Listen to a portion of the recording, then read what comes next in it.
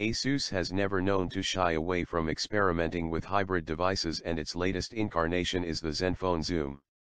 This is its attempt at a smartphone with optical zoom, and thankfully, it hasn't compromised too much on it being a smartphone.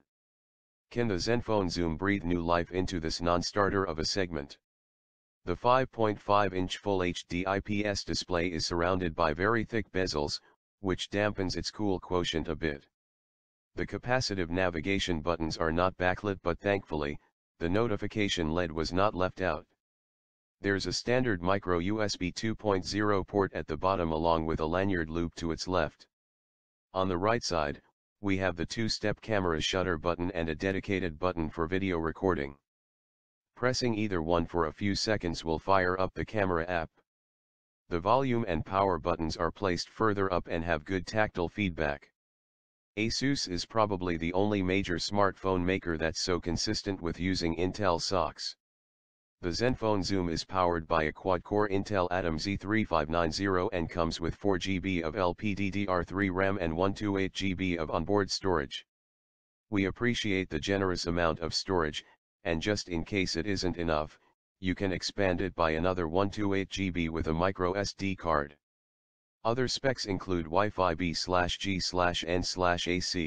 Bluetooth 4.0, NFC, USB OTG, FM radio, GPS and GLONASS camera.